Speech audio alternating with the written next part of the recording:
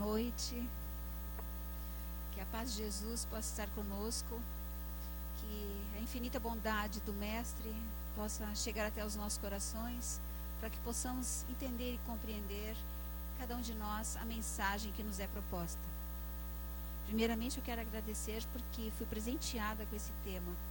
E depois fiquei com medo, porque esse tema ele é muito complexo, ele é importante para nós, e eu peço a ajuda da espiritualidade para poder desenvolvê-lo, porque é um grande compromisso falar de Francisco Sol de Assis.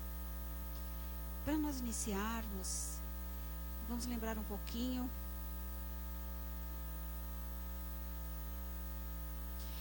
dos fatos que envolveram o pavor e o sofrimento do século V ao século XX, onde a Idade Média, as Cruzadas e a Inquisição marcaram a nossa história de tal forma que todos nós, em algum momento, sabemos o quanto é doloroso para a alma de cada um. Esse momento inicia a lembrança da passagem de Francisco Sol de Assis. O conteúdo que trazemos para a noite de hoje está nessa obra, Francisco de Assis, do médium João Nunes Maia, pelo Espírito Miramês. Nesta obra, nós encontramos informações importantíssimas. Nós aqui vamos trazer palidamente alguma coisa dentro do conhecimento que nos é possível transmitir. E a obra diz assim, que 2 bilhões de espíritos foram retirados à Terra para que Jesus aqui pudesse encarnar. E esses 2 bilhões de espíritos que daqui foram retirados, eles foram levados para uma colônia distante, e lá passaram 1000 anos, modificando o seu padrão mental para que aqui pudessem retornar e cumprir com a ordem do progresso do Evangelho de nosso Senhor Jesus Cristo, preparando o ambiente para a reencarnação, para a encarnação do Mestre. E assim, muitos espíritos foram convidados para essa transição, porque espíritos de escalão inferior, eles tentavam denegrir a mensagem do Evangelho que seria proferida. E nesse momento, então, nós encontramos esse casal, Maria Piccolini, francesa, e o senhor Giovanni di Pietro di Bernardoni, italiano. Ele, um comerciante próspero, que tinha uma loja de tecidos. Ele buscava pela Ásia os tecidos, parte do Oriente, também para a sua loja. Ele era muito conhecido, um homem muito rico. E numa dessas viagens ele conhece então Dona Maria Piccolini, se apaixona e casa. Ela tinha um apelido, ele o chamava carinhosamente de Dona Pica. Então, Dona Piccolini, junto com o senhor de Bernardoni, constituíram um casal, e ele desejava muito uma prole. Ele queria ter filhos, vários filhos, para dar prosseguimento com o comércio. Ele achava que essa prole vantajosa poderia dar a manutenção do nome da família, e assim eles teriam sempre essa prosperidade.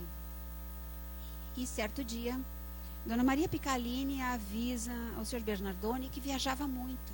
E ela disse, vou anunciar que estou grávida. Ele ficou muito feliz. Finalmente, chegaria um filhinho para alegrar a harmonia conjugal. E ele sempre viajando. Numa das viagens, Dona Maria Piccolini, já com a gravidez bem avançada, sentindo que chegava o momento daquele bebê vir à terra, ela então pede à sua serva grega, Jarla, fiel, que chamassem os homens, os trabalhadores da mansão, para ajudá-la, para que ela fosse transportada até a estrebaria da casa. Ela queria que o seu filhinho nascesse entre os animais. E assim o foi. No dia 26 de setembro de 1182, na cidade de Assis, na província da Úmbria, no centro da Itália, nascia um menino, a imagem de um outro, muito importante para nós, Jesus, que nasceu em Belém de Judá. Esse menino trazia as impressões do mestre, porque ressurgia na matéria dentro de uma estrebaria. E aquilo causou uma alegria muito grande para Jarla, a serva grega, para Dona Maria Picalini e para os empregados que estavam juntos e presenciaram em vibração a harmonia do ambiente no exato momento em que ela dava a luz. Ela, muito feliz, passou a chamar o pequeno rebento de Giovanni. Giovanni é João. E assim ela então nomeou o filhinho. Os dias passam e o senhor Dir Bernardoni volta de uma das viagens onde ele estava fora. E ele então toma conhecimento que o seu filhinho chegou. Muita alegria ele sentiu. Muito bonita a criança. E ele mudou o nome. Ele avisou a ela, Dona Maria Picalini, que não.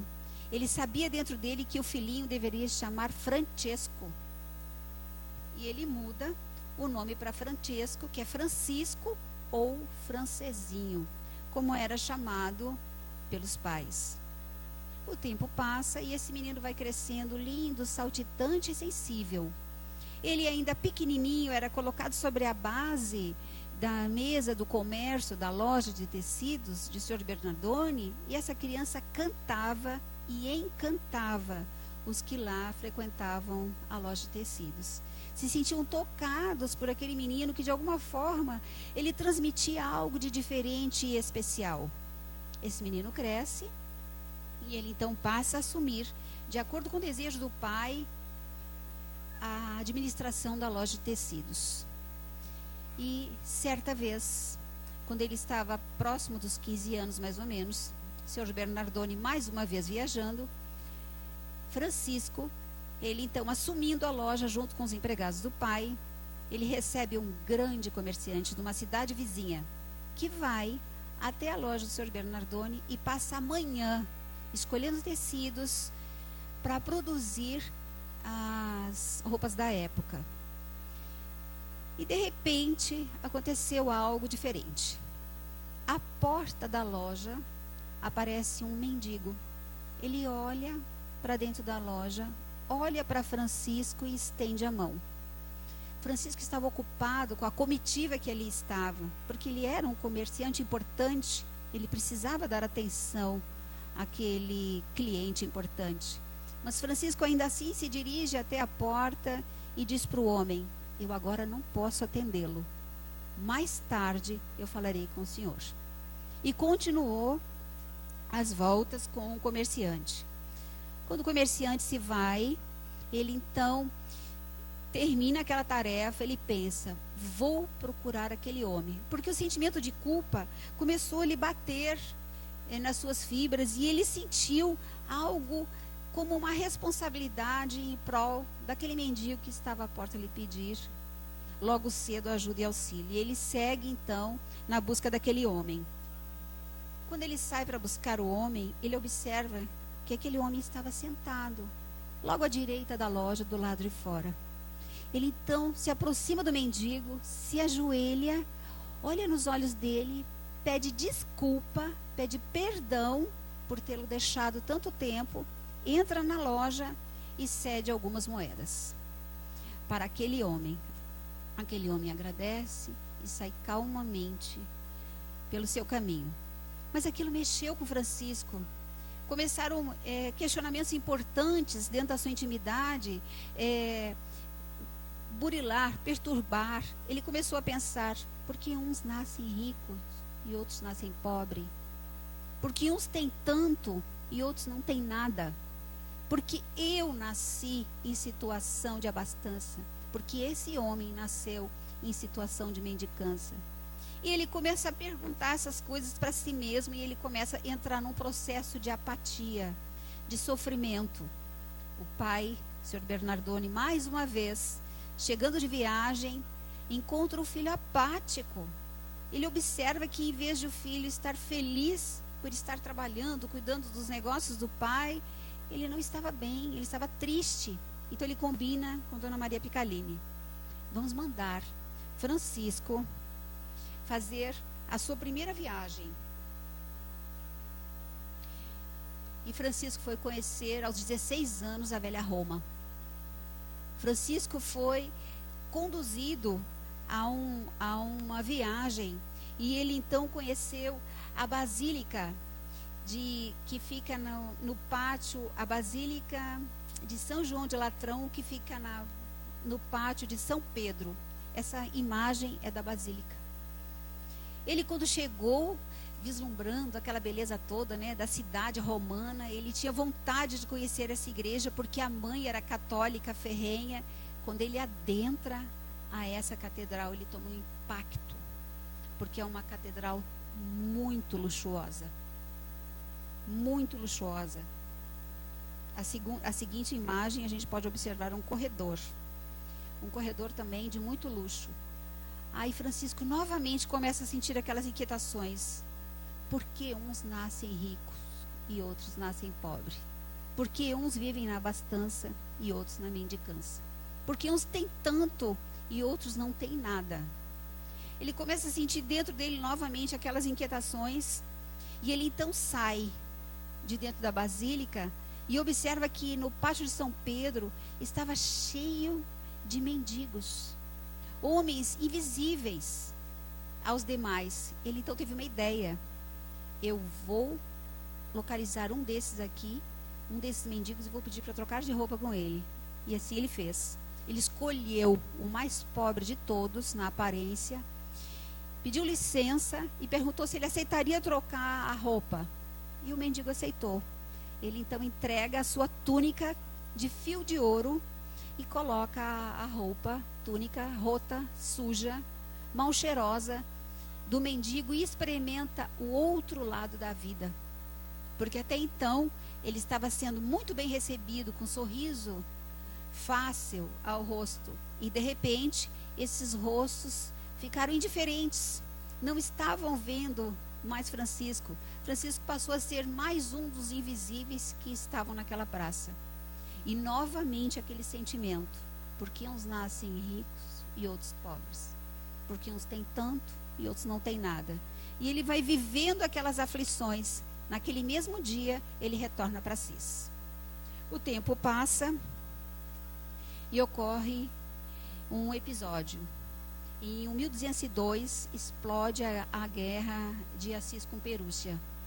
E na batalha de Colestrada, Francisco é convocado, porque todos os rapazes foram convocados ao alistamento. E ele foi para essa guerra. Quando ele lá chegou, imediatamente quando eles estavam chegando, esses rapazes, eles foram capturados e foram presos. E passaram muitos meses presos. Enquanto ele estava preso, ele adquiriu doença infecciosa como os demais. E eles ficaram todos muito doentes, muito fracos, muito frágeis, quase mortos. Numa artimanha militar, a Perúgia decide o seguinte: vamos mandar de volta os prisioneiros para eles infectarem as famílias deles. E ele foi levado de volta para Assis, de volta para o seu lar. Quando ele chegou, o senhor Bernardone ficou muito feliz, porque o filho, um combatente de guerra, sem nenhum momento teria empunhado uma arma, mas a honra, né, estava lavada, mesmo ele chegando no estado em que estava, aos cuidados de Dona Maria Picalini e da serva Jarla. Ele recebe todos os cuidados necessários, e durante muitas semanas e alguns meses, aos poucos, ele vai recuperando a saúde. Ele recuperou a saúde e voltou ao seu estado normal. A família ficou muito feliz.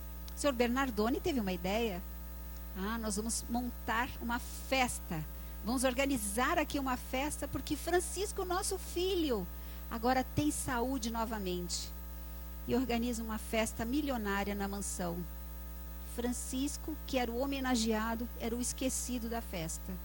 Ele estava num canto, calado, sem comer aquilo tudo, sem beber aquilo tudo, sem se envolver na algazarra. Ele estava num canto, calado, com as suas inquietações. E em determinado momento o pai chama: vem, Francisco, a festa é para você, diga algo. Aí Francisco surpreende a todos. Ele diz que ele agradecia pelo empenho dos pais, mas que ele informaria que naquele dia ele ia assumir um casamento. Aí todo mundo ficou assim: poxa, Francisco está interessado para casar com alguém? Que maravilha, quem será essa felizarda? Ele diz: eu pretendo me casar com a dama mais bela e a dama mais odiada. Eu vou me casar, meus pais, com a dama pobreza. O senhor Bernardoni ficou ofendido. Como ele poderia falar em pobreza no meio daquele luxo todo que estava sendo oferecido a ele? Que filho era esse? Mas a história passou aparentemente. 3 anos depois, explode uma nova guerra. Dessa vez, foi em Spoleto. Francisco é conduzido obrigatoriamente pelo pai para ir a Spoleto. E ele vai. Quando ele estava lá, que eles estavam em preparação de artilharia para o primeiro combate, corpo a corpo, Francisco ouve uma voz. E essa voz faz um questionamento. Francisco, você está a trabalho do servo ou do Senhor? Ele procura assim, ué, alguém falou. De novo, Francisco, você está a serviço do servo ou do Senhor? E ele então começa a pensar: isso é comigo, esse questionamento é comigo, eu estou ouvindo uma voz, eu tenho que dar uma resposta. E a terceira vez: Francisco, você está a serviço do servo ou do Senhor? Ele então para e pensa: eu, como católico que sou, formado por minha mãe, Maria Picalini, que vivo nas instâncias da compreensão do Evangelho, eu digo que eu estou a serviço do Senhor. Aí a voz completa: então volta para Assis. Essa foto é de um monumento na Itália, onde mostra Francisco retornando. Naquela mesma noite, ele deixou o acampamento e voltou para Assis. Quando ele chegou, o pai dele ficou muito revoltado, porque ele era um desertor. Ele havia abandonado, ele desonrou, ele era um fracasso nacional. Ele deixou a guerra e voltou. Mas ele não voltou humilhado na sua intimidade. Na sua intimidade ele voltou seguro de que algo ele tinha a cumprir, de um compromisso ele teria pela frente. Mas para o pai aquilo foi o fim. Foi o início de uma relação de pai e filho que se estremecia, porque o pai não compreendia a substância do pensamento tão alto que o filho alimentava dentro de si. Aí quando ele volta, ele começa a frequentar a capelinha de São Damião, que ficava no Monte Sudásio. Ele passou a ir para lá, como católico que era, né? Passou a ir para esse lugar para fazer as suas orações. E numa dessas tardes em que lá ele estava, ele escuta aquela voz de novo. E aquela voz dá um comando e diz assim: Francisco, reconstrói a minha igreja. Ele ouviu aquela voz, do som do qual ele já vinha se acostumando, novamente pela segunda vez: Francisco, reconstrói a minha igreja. Ele então começa a observar os lados, e a terceira vez: Francisco, reconstrói a minha igreja. Ele então começa a observar que os bancos estavam encarunchados, que a cruz estava quebrada, que as paredes estavam derrubadas. Ele entende naquele momento que era necessário recuperar aquele ambiente. E ele então teve uma ideia: já sei o que eu vou fazer. Eu vou até a loja de meu pai, vou pegar alguns tecidos caros, vou até a Praça de São Pedro, vou vender por preços módicos, vou amealhar algumas moedas, vou entregar ao responsável da matriz da igreja, pertinente à capelinha de São Damião, para que seja reconstruída a capelinha. E ele fez isso. Ele foi até a loja do pai, pegou os tecidos mais caros, vendeu por quase nada na praça, pegou algumas moedas e correu para Dom Guido, o responsável da igreja matriz. Dom Guido olhou para ele e disse: eu conheço teu pai, eu não posso ficar com esse dinheiro. Mas Francisco estava surdo para aquilo, e ele deixa o dinheiro e sai. O pai, mais uma vez em viagem. Quando o senhor Bernardone chega, ele tomou conhecimento do que havia ocorrido, e ele ficou muito bravo. Francisco, um desertor da guerra, um fracasso nacional, e agora ainda mais essa. Ele pegou os tecidos mais caros e vendeu por quase nada para entregar as moedas a Dom Guido para reconstruir uma capelinha quebrada. Não, aquilo era demais. O senhor Bernardone chama os capatazes da sua mansão e diz: busquem Francisco de Assis e tragam ele como se traz um criminoso. Um dos capatazes, segundo a obra, que foi buscar para o Francisco, era chamado de 15 dedos e 3 pés.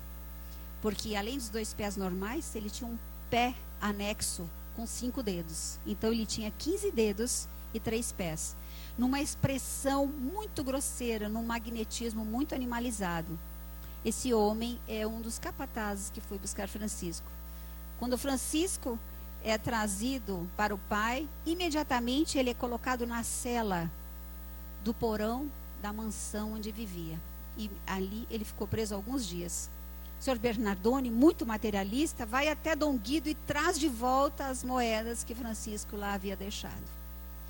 E isso culmina com grande dor, porque Francisco lá da cela manda um recado para o pai: meu pai, eu vou me casar com a dama mais odiada e mais bela que tem. Eu vou me casar com a dama pobreza. Seu Bernardone não entendia o filho.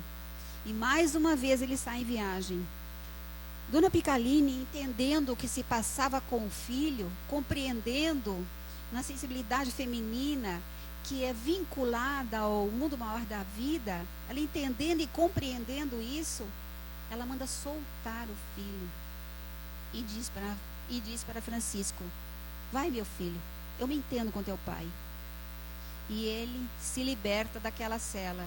Ele volta novamente para a capelinha de São Damião. Quando ele chega lá, ele era muito conhecido, filho do homem mais rico da província. Ele consegue angariar muitas ajudas. Ele recebe muitas pedras. E uma coisa interessante que acontece com Francisco de Assis, que a obra ressalta muito, é que Francisco de Assis atrai muitos jovens. Os jovens se sentem impregnados por Francisco e começam a abandonar as suas vidas de rapazes ricos e passam a seguir Francisco. Francisco, ele teve 12 seguidores, imitando os apóstolos, né? 12 apóstolos. Ele teve 12 seguidores. E eles então começam a trabalhar loucamente para reconstituir a capelinha de São Damião. O pai, tendo muita autoridade sobre a localidade, um poder de vigor muito grande, porque ele era o homem mais rico, ele dá uma ordem: ninguém ajude Francisco. Os dias foram ficando difíceis, porque as pessoas estavam se negando a ajudar Francisco. Aí ocorre um diálogo muito difícil, que aconteceu na Praça de São Pedro, aonde, numa situação em que Francisco é colocado junto ao pai, pelo próprio representante da matriz geral daquele local. E eles, travando uma conversa muito difícil, o pai diz: você não tem autorização para falar em nome de Jesus, porque era preciso na época. Você não compõe a ordem católica. Aí Francisco, entendendo que estava sendo sutilizado pelo pai, que o pai não acreditava na sua fé e não entendia a sua alma, ele se despoja de tudo. Ele tira as sandálias, ele tira o cinturão e ele tira a túnica com fios de ouro e entrega tudo ao pai em praça pública, ficando nu. E disse que ele rompia e ele renunciava definitivamente tudo todas as posses da família, ficando apenas com o nome Francisco, sem sobrenome. O responsável geral da matriz, vendo aquela cena, corre e traz um tecido de linhagem e envolve Francisco.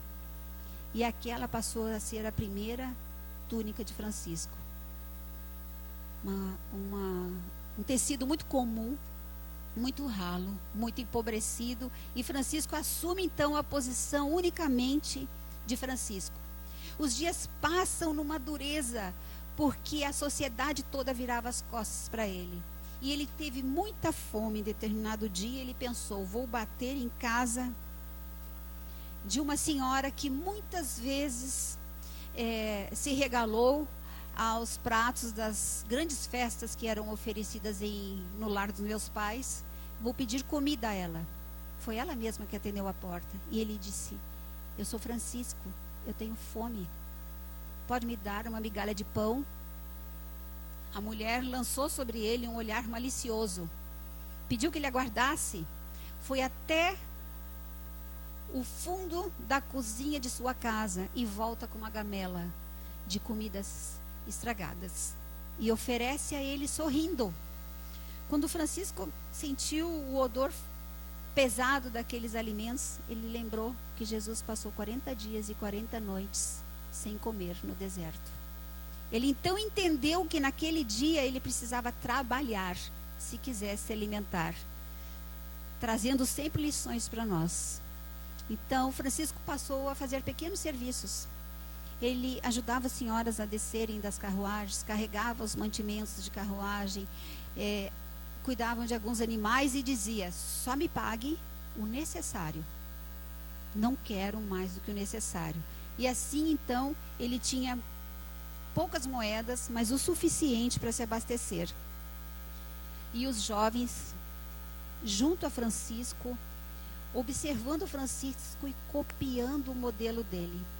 E o interessante é que a obra diz para nós que isso acontece até hoje.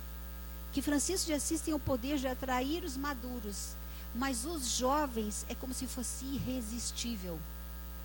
Lá no final, eu vou explicar por quê. Então, os jovens foram se aproximando de Francisco, e Francisco vai alimentando dentro dele a ideia de que era preciso ter uma ordem. Ele precisava ter o aval, para que ele pudesse falar em nome de Jesus. Assim como o pai havia dito que ele não tinha o direito de fazê-lo, ele começa a entender que com aquele número de jovens que ele estava atraindo, ele precisava tomar uma posição. E certa vez acontece um episódio. Numa estrada poeirenta, aonde eles estavam subindo, trabalhando e reunindo as pedras, porque a capelinha de São Damião foi reconstruída. Há trabalho de muita força dos jovens que estavam naquele momento. Eles escutam o som da matraca. A matraca era um instrumento utilizado pelos leprosos. Quando eles batiam a matraca, quem estivesse por perto fechava as janelas, as portas, saía de perto, porque sabia que vinha um grupo de leprosos, ou algum leproso estava próximo. Francisco, subindo aquela estrada poeirenta, ouve o som da matraca e continua a subir. E o grupo vem se aproximando, especialmente um homem que estava bem mais à frente do que os demais. Quando aquele homem chega junto de Francisco, ele já sente aquele odor. O homem estende uma mão purulenta. Francisco olha, pensa no que ele teria nos bolsos. Ele pega as poucas moedas que tem, atira as moedas na mão do homem sem tocá-lo. Sorri, vira as costas e continua. Mas não tem uma voz que fala às vezes dentro da gente, né? Que dá um sinalizador. E essa voz disse assim para Francisco: olhe para trás. Francisco ficou com aquela vontade de olhar para trás. Quando ele olha para trás, o homem continuava com a mão estendida e as poucas moedas que estavam na palma de sua mão. Como se dissesse assim: eu quero algo a mais. Francisco ficou tocado. Então ele vai até aquele homem que tinha um capuz longo que escondia um rosto. Ele pede licença.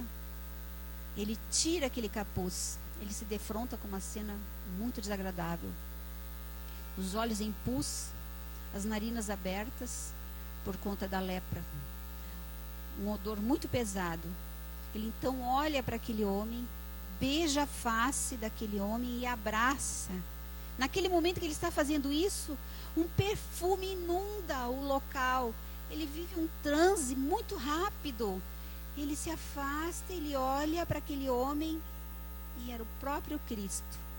Ele então, genuflexo, rapidamente beija os pés de Jesus. E aquela imagem desaparece. Firmou dentro de Francisco mais uma vez que ele tinha um compromisso com a humanidade. Que ele tinha algo muito importante para realizar. Que ele precisava organizar um trabalho que ele não entendia, ele ainda não compreendia, mas ele sabia que o compromisso era muito. Aí, então Francisco vai a Roma e leva os seus 12 seguidores. Quando ele chega lá, ele pede para ser recebido pelo Papa Inocêncio III, que era o Papa da época. E o Papa não quis recebê-lo. O Papa disse: eu não vou receber esses mendigos, fora daqui. E os mendigos não tiveram audiência com o Papa Inocêncio III. E os dias passam, e lá do papado, ele observa da torre os homens na praça. Eles passaram quase 30 dias, no frio, no calor, no sol, de dia, de noite, com fome, com sede. Aí ele teve um sonho, o Papa Inocêncio III. Ele sonhou com o Papa João de São Paulo, que havia desencarnado há 189 anos atrás. E esse Papa diz assim: Inocêncio, recebe Francisco. Francisco está na praça com seus seguidores. Inocêncio, recebe Francisco. É Jesus que o quer.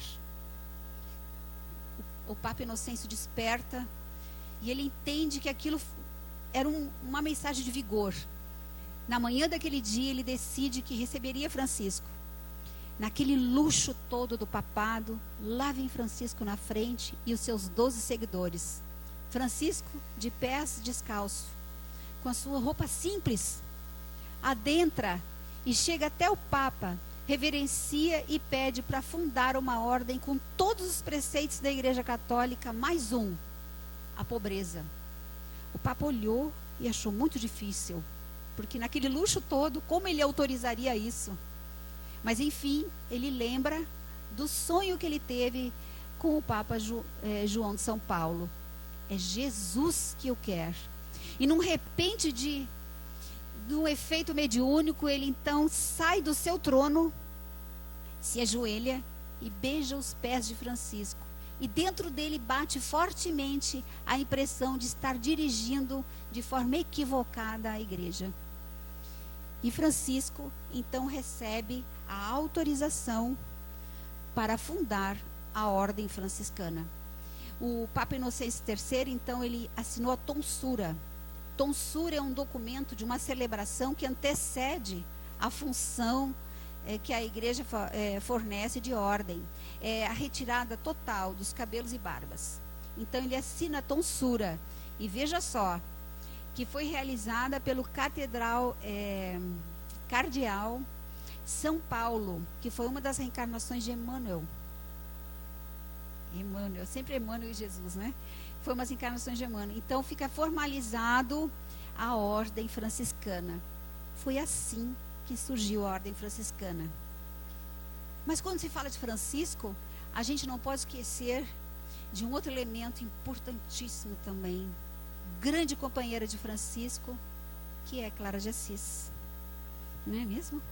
Clara de Assis era criança junto a Francisco.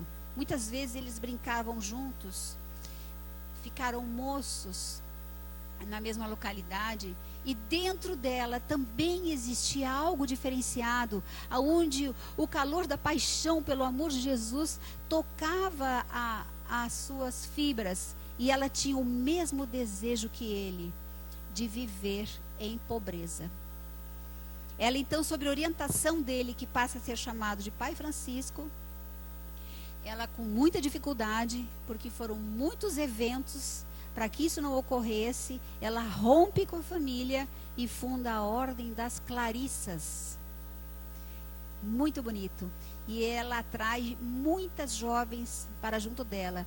E muitas foram as vezes que os dois juntos, em conversa, tomaram decisões importantes que têm a ver com os resultados da vivência da nossa humanidade. Porque são dois altos expoentes de escalão moral muito alto, que conversavam entre si, dando os rumos para os homens que somos nós. E certa vez aconteceu entre os muitos fenômenos da vida de Francisco e da vida de Clara de Assis. Clara de Assis, sentindo saudade de ter um contato a mais, porque eventualmente o pai Francisco visitava a Ordem das Clarissas. E ela sentindo a necessidade da comunicação física, porque a obra explica que não foram poucas as vezes em que eles se comunicavam sem voz. Muitas vezes, durante a obra, nós encontramos fenômenos belíssimos. Quando estavam juntos, Francisco e Clara, e os dois entravam em oração, e eles ficavam mais ou menos de 30 a 40 centímetros do chão, de joelhos, em oração. A obra comenta que muitas vezes, quando os dois se reuniam para falar em Jesus, o perfume que exalava e inundava o ambiente, além das paredes onde ele estava, era muito forte. E que aqueles que tinham oportunidade de ver os efeitos mediúnicos que sobrevinham do encontro desses dois, ficavam mexidos para a eternidade, só de olhar. Então, os eventos que envolvem Francisco e Clara não foram poucos, foram muito profundos. E certa vez, ela, com saudade dessa aproximação dele, ela pergunta para ele: Pai Francisco, quando nos veremos novamente? Daí ele disse: quando as rosas voltarem a florir. Nós sabemos que o inverno na Europa é muito rigoroso. E que palidamente, em determinado mês da Europa, na Itália, timidamente algumas rosas brotam. E quando ele disse, quando as rosas voltarem a florir novamente, seria o momento que eles se encontraram, acontece um fenômeno mediúnico da natureza em Porciúncula até hoje. As rosas, elas estão florindo desde aquela época até hoje, todos os meses do ano. E elas vêm e embelezam, e superam e suportam o rigor daquele frio europeu. Então ele diz, quando as rosas voltarem a florir. E as rosas floriram e nunca mais deixaram de florir. Na base do convento das Clarissas, existe o convento que ele é aberto, né, à visitação. E nós temos amigos italianos que eles nos dizem que a base da cela de Clara de Assis tem uma floreira assim pequenininha. E naquela floreira sempre tem flores de coloridos diferentes. É impressionante. Sempre, continuadamente. É como se fosse dizer para nós assim, nós não estamos sós. Existe uma esperança renovada do amor de Jesus que chega através da natureza, que inunda os nossos corações e nos dá força para sobrevivermos ao que estamos passando. Que nós estamos amparados, que existe uma força maior que rege o universo, que rege o nosso sistema planetário, que nos dá sustentação sem que possamos ver com os olhos, mas que temos dentro de nós a certeza de que não estamos sós, que estamos sendo assistidos e auxiliados. Então, muitos eventos envolvem o casal Francisco e Clara. Casal no sentido de almas que são conjugadas pelo amor de Jesus. No sentido maior do amor da sublimação. E ele então diz isso a ela, e ela passa a viver as alegrias do florir próximo a si, passando por todas as dificuldades que Clara de Assis suportou, que não foram poucas também. Então, Francisco, quando ele tem a ordem, né, do Papa Inocêncio III para a constituição da ordem franciscana, a primeira vez que ele sai em viagem e deixa a ordem franciscana, ele vai para o Egito, a pedido do próprio Papa, porque o Papa começa a observar que nas conversas com Francisco algo diferente acontecia. Aquele homem falava com tanta simplicidade, palavras tão pequenas, mas de profundidade, que tocava a alma de uma forma como se fossem palavras únicas e nunca ouvidas, como se não tivesse entendido e compreendido o sentido daquelas palavras que sempre se ouviu, mas ditas por Francisco, elas tinham uma emanação diferente.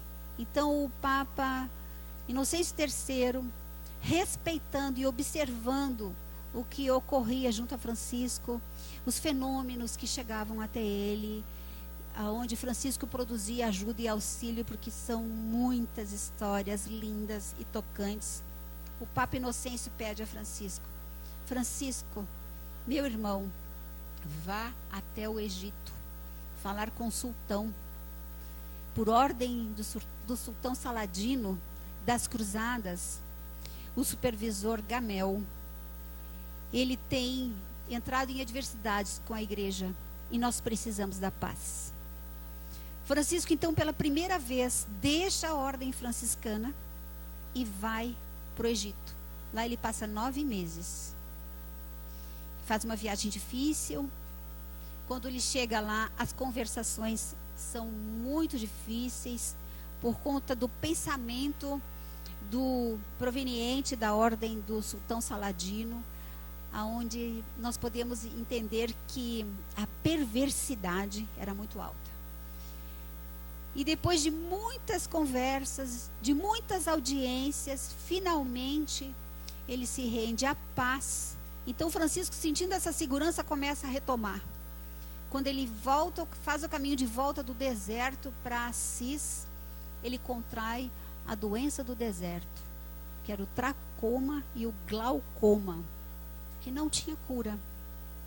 Quando ele chega de volta dessa viagem longa e árdua que ele faz, ele chega com esse diagnóstico.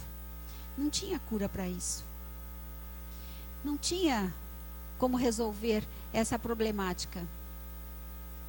E ele volta. Quando ele chega, ele tem uma grande dor, porque ele está enxergando muito mal.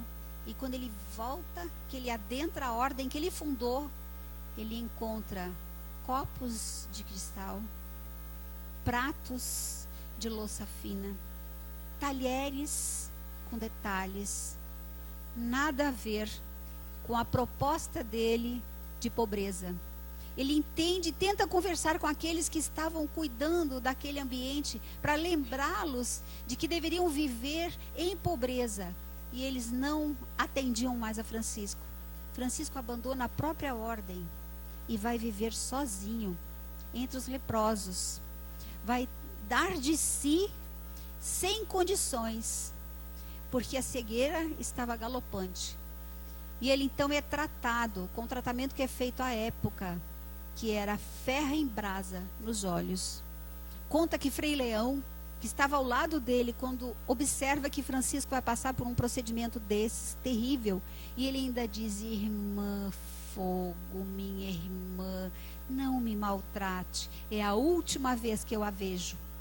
Frei Leão, não suportando, desmaia. E Francisco, quando termina o procedimento, agradeceu a Jesus. Muito obrigada, Jesus, por essa grande oportunidade de resgate. Ele então ficou cego e continuou trabalhando entre os leprosos. Certa vez ele pede para ser levado até o Monte Alverne, e lá, em oração, um daqueles momentos em que ele estava ajoelhado e que ele se eleva de 30 a 40 centímetros de altura, em que o ambiente fica impregnado de um perfume que nunca nenhum humano produziu ou sentiu, aonde as emanações de harmonia e paz tomam conta. Ele pede em oração: Senhor Jesus, eu quero sentir as dores das chagas rasgarem as minhas carnes. E no evento de um fenômeno mediúnico, ele começa a sentir em si mesmo, ele passa a ter contorções, e as chagas nos pés e nas mãos se fazem exatamente como ocorreu com Jesus. Ele então, muito jovem, com 44 anos, ele desencarna no dia 4 de outubro de 1226. Desencarna leproso, cego. A desencarnação dele, a obra conta em minúcias, foi belíssimo. Porque quando o espírito estava se afastando do corpo, e mais uma vez ele agradecendo, muito obrigada, Jesus, por o corpo que me serviu de instrumento, eu te agradeço, Senhor, por esse momento em que vivi com esse corpo. Ele observa e vê que uma mulher envolvida numa capa, ela emitia algumas lágrimas, mas saiu uma luz muito profunda do seu interior. Ele observa em espírito mais um pouco e vê que é Clara de Assis. E ele se aproxima dela e passa a mão sobre o véu que Clara usava. Clara revigora, observando que era Francisco, e retoma pelo pensamento o diálogo, entendendo que ele ali estava. Enquanto acontecia isso, aquele corpo carcomido, leproso, mal cheiroso, cego, ia rejuvenescendo. A obra descreve a beleza em que ficou o corpo de Francisco desencarnado. E nós não podemos deixar de citar que João Evangelista, com cabelo de trigo dourado, que recebeu duas orientações, duas solicitações muito altas, é o próprio Francisco de Assis. A primeira: João, eis aí tua mãe. Maria, eis aí teu filho. João Evangelista, a reencarnação de Francisco de Assis. Ele recebeu a primeira grande prova, cuidar da mãe de Jesus, porque ela ainda estava encarnada. A segunda grande prova: Francisco reconstrói a minha igreja, porque a igreja estava nos estandartes de guerra e estava nos altares de pedra, e Jesus queria que Francisco reconstruísse a igreja na alma dos homens, na bondade, na beleza, na fraternidade. Francisco recebeu duas grandes tarefas. E nossa querida e amada Joana de Ângeles, que passou 50 anos no mundo espiritual estudando o self, os arquétipos, ela é a própria Clara de Assis. O casal, Francisco e Clara, que recebem de Jesus essa menção de honrar, essa possibilidade de elevar sempre o evangelho aos homens. E o mais bonito de tudo: Francisco de Assis reencarnará. E ele será considerado o segundo Cristo. Divaldo Pereira Franco, grande humanitarista, contemporâneo nosso, ele tem dito isso muitas vezes. Francisco de Assis reencarnará nos continentes europeus, onde os corações são gelados, para que ele lá possa vigorar, levando a bandeira do evangelho aos corações dos homens e não nos estandartes de guerra, para aquecer, passando pela razão, aquecendo o coração, traduzindo em emoção, em sentimento, em homem novo, em nova possibilidade de mudanças, a uma vida melhor para todos nós que somos espíritos. Francisco representa a evangelização planetária. Todos nós somos seguidores de Francisco, porque nós somos seguidores de Jesus. Jesus é o modelo e guia, e Francisco foi João Evangelista, o apóstolo que conheceu o amor, que sabia o que era o amor, que entendeu o amor, segundo o próprio Jesus teria dito.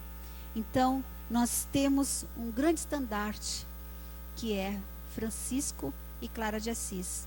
Clara reencarnará no Brasil, porque ela tem compromisso com o projeto Brasil, Coração do Mundo, Pátria do Evangelho. Ela vem com essa missão, e nós, se Deus quiser, teremos oportunidade de pisar no mesmo solo que Clara de Assis.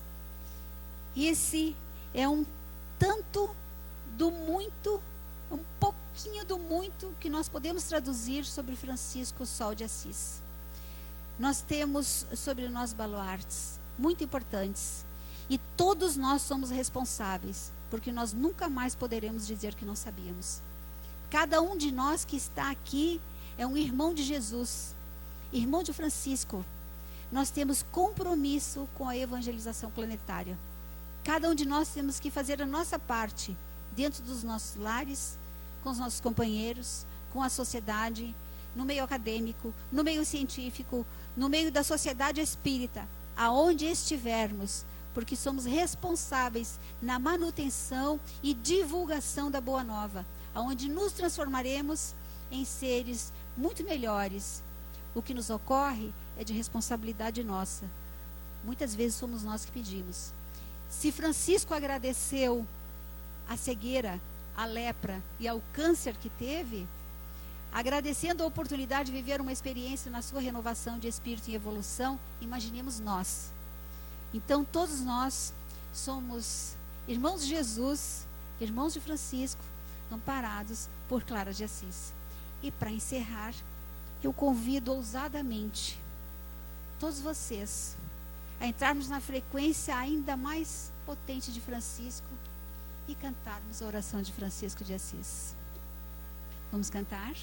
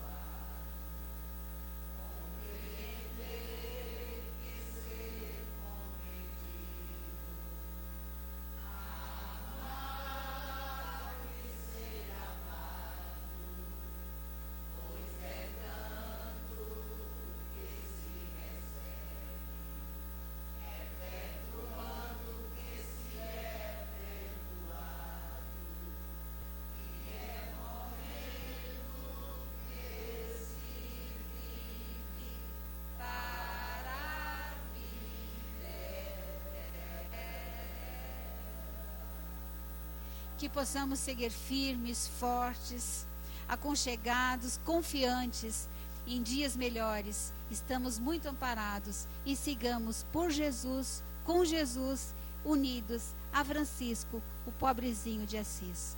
Muita paz.